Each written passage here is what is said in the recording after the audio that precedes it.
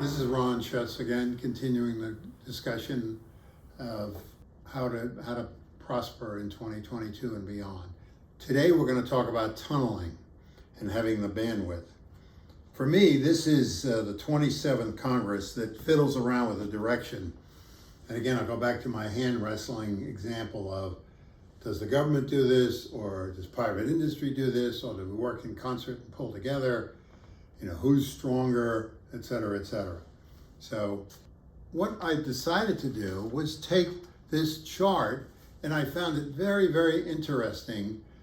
This is the total return of the S&P 500, not for a year, calendar year, but for the month that the election occurred till the following year. And interestingly enough, Biden had the best record. Of the records I look back on, he had 40.8% from 10/31/20 through 10/31/21. But for the year, it ended up in the high 20s because we lost confidence in his abilities. The electorate didn't get what they voted for. And so we look for our leadership to solve problems. And you can see Clinton had the next highest, and he had a Republican Senate and House to deal with, and he had 29.7% during his time.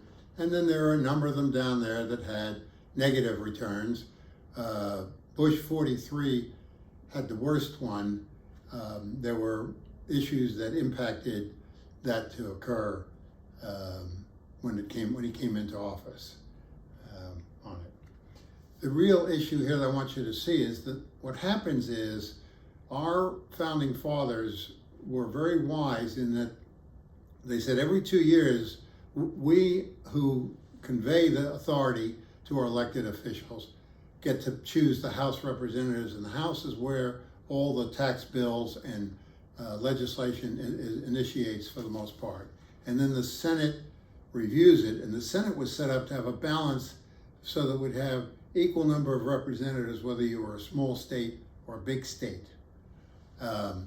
And then finally the president could sign it, or he could be overridden by a bill. And what happens is that every 2 years, because of the change, it's always in a state of flux, and you can see with different presidents, different things happen.